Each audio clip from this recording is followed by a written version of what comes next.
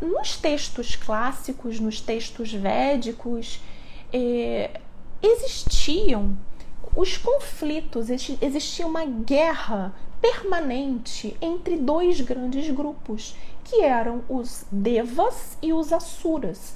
Quem são os Devas? Esses termos são em sânscrito, tá? Deva é pobremente traduzido para o português como deuses, os Devas como deuses e os Asuras como demônios, mas na verdade não é nada disso. Os Devas eram seres de luz, os Asuras eram seres sem luz. Então existia classicamente esse conflito eterno entre os seres de luz e entre os seres sem luz. Engraçado, isso em todas as filosofias, em todas as religiões, né? Existe essa dicotomia, esse conflito. Enfim. Então existia esse conflito eterno entre esses dois grandes grupos. Só que a gente estava passando, o universo, a Terra, o planeta, estava passando por uma crise muito forte, muito profunda. Então, os grandes, realmente os deuses, né? Eles resolveram propor aos Devas e aos Asuras uma trégua. E por quê? Porque eles precisavam se unir para acabar com esse caos, com essa escuridão na qual o universo estava mergulhado. Então, o que aconteceu? Eles, então, se uniram para bater o oceano de leite, tá? Tudo isso a gente está falando de mitologia, né? Mas são mitos muito bonitos, são mitos recheados de significado. Enfim, então eles se uniram e utilizaram o corpo de uma serpente, que era um demônio, também era um Asura, utilizaram o corpo de uma serpente para fazer uma espécie de um cabo de guerra. Então, o grupo dos Devas puxava de um lado, o grupo dos Asuras puxava de um outro, e aí esse corpo da serpente estava enrolado em volta de uma montanha, e a montanha começou a girar. E funcionou como uma batedeira. Então, batendo esse oceano de leite, emergiram do fundo do oceano inúmeros objetos, inclusive alguns objetos sagrados, outros nem tão sagrados. E um desses objetos sagrados que emergiram do fundo do oceano de leite foi o chamado Amritam, que é o néctar da imortalidade. Esse néctar da imortalidade era perseguido principalmente pelos Asuras. Por quê?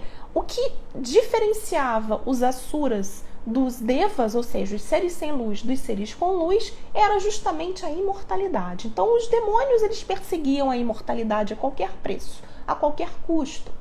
O que aconteceu, então?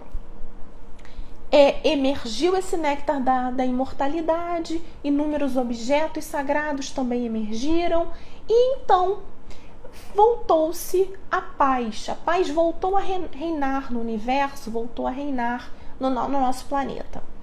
Então, aí passou-se a distribuir o Amritam, né? O que ia acontecer então? Formaram-se duas filas, né? A primeira fila foi a fila dos Devas, a segunda fila foi a fila dos Asuras. Tava tudo combinado, tá? Quem estava distribuindo isso era Vishnu, que é uma das 3 deidades hindus, da trindade hindu. Então, Vishnu, que é aquela deidade que é responsável pela manutenção do universo. Enfim, Vishnu, então, ele organizou a fila, as duas filas, né?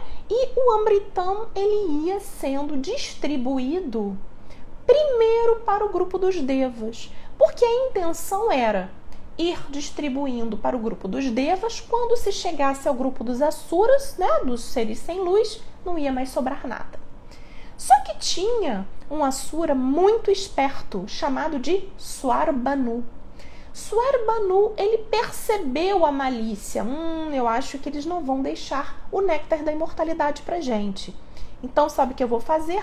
Eu vou me disfarçar, eu vou penetrar naquela fila ali dos Devas. E assim ele fez. Ele penetrou naquela fila dos Devas. E então ele estava ali, quietinho, ninguém percebeu.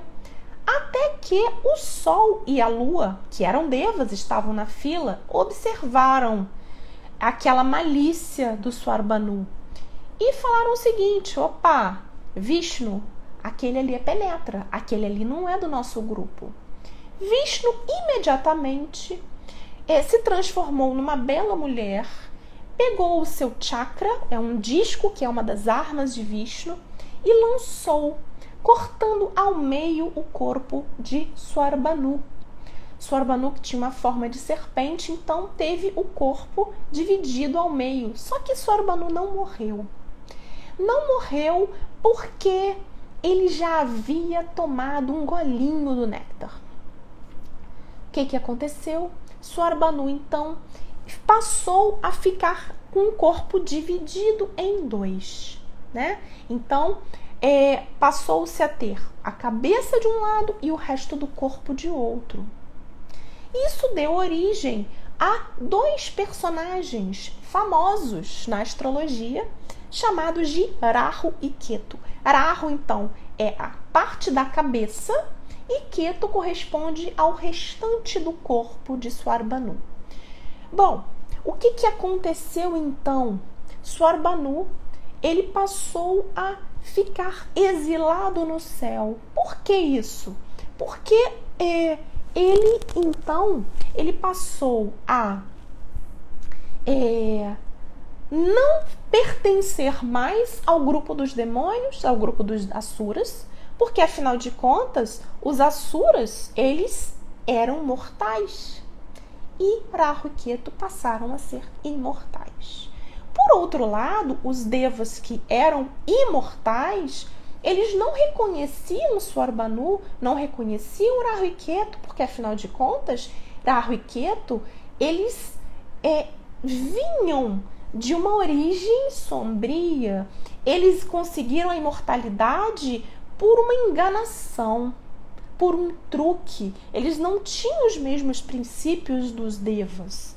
Então, os dois, né, Rahu e Ketu, eles foram exilados. Eles não pertenceram nem a um lado, nem a outro.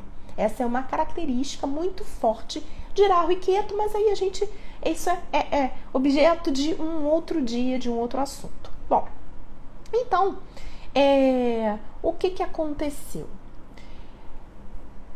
Eles ficaram muito revoltados com o Sol e a Lua. Porque o Sol e a Lua, eles passaram a ser meio que os delatores, os causadores de todo esse infortúnio de Swarbanhu que originou o Rahu e Ketu. Então, Rahu e Ketu ficaram com tanta raiva que eles passaram a perseguir o Sol e a Lua no céu. Algumas vezes por ano, normalmente 4 vezes por ano, eles conseguem engolir o Sol, engolir a Lua, causando os eclipses. Só que o Sol e a Lua têm a luz mais forte e eles conseguem sair dessa emboscada. Mas, por um momento, o Sol e a Lua ficam ofuscados no céu. E Rahu e Ketu passam a ser visíveis. Eles são chamados de planetas sombra, justamente